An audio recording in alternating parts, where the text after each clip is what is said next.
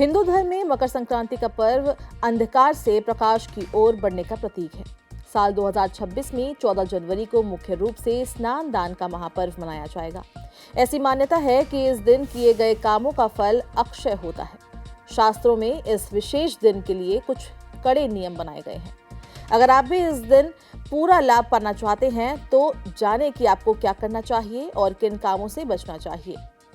मकर संक्रांति पर क्या करें, उसके लिए आपको पवित्र स्नान करना है। मकर संक्रांति के दिन सूर्योदय से पूर्व उठकर पवित्र नदी या घर पर ही गंगा जल मिलाकर स्नान करें। इससे तन और मन की शुद्धि होती है। स्नान के बाद तांबे के लोटे में जल, लाल फूल, अक्षत और काले तिल डालकर ओम सूर्याय नमः मंत्र का जाप करते हुए सूर्यदेव को अर्घ्य दें। इस दिन तिल का सेवन और तिल के पानी से स्नान करना बहुत शुभ होता है। ये शनि दोषों को शांत करता है और जीवन में शुभता लाता है। उड़द और दाल और चावल की खिचड़ी बनाकर भगवान को भोग लगाना चाहिए और गरीबों में दान करें। खुद भी इसका सेवन कर सकते हैं। इस दिन गाय को हरा चारा और गुड़ तिल खिलाने का भी सौभाग्य बढ़ता है। मकर संक्रांति पर क्या नहीं करना चाहिए? इस दिन सूर्यदेव की पूजा का महत्व है, इसलिए इस मौके पर सूर्योदय के बाद तक सोए रहना आपके पुण्य को कम कर सकता है।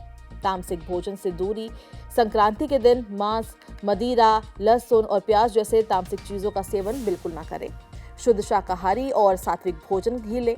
क्रोध और अपशब्द, ये पर्व मिलन और मिठास का है। ऐसे में इस दिन किसी का अपमान ना करें, ना ही घर में झगड़ा करें। साथ ही बुरा बोलने से बचें, प्रकृति को नुकसान न पहुंचाएं। शास्त्रों के अनुसार संक्रांति के दिन पेड़ों की कटाई नहीं करनी चाहिए और मकर संक्रांति पर स्नान और दान से पहले कुछ भी खाना पीना वर्जित माना जाता है। ऐसा माना गया है कि मकर संक्रांति के दिन किए गए स्नान दान और पूजा पाठ से साधक को कई गुना फल मिलता है। मकर संक्रांति पर खरमास का समापन होता है, जिससे विवाह आदि जैसे शुभ कार्य दोबारा शुरू हो जाते हैं। मकर संक्रांति के दिन सुबह जल्दी उठकर किसी पवित्र नदी, खासकर गंगा में स्नान जरूर करें।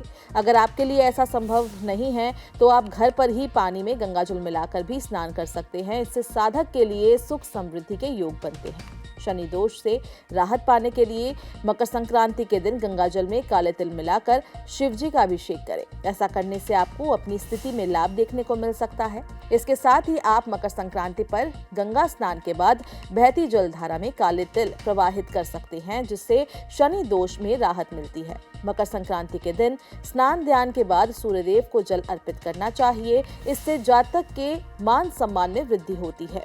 इस दिन सूर्यदेव को जल अर्पित करने के लिए सबसे पहले जल में लाल फूल, अक्षत और रोली मिलाएं और इसके बाद सूर्य को अर्घ्य दें। इस दौरान ओम सूर्याय नमः का जाप करें।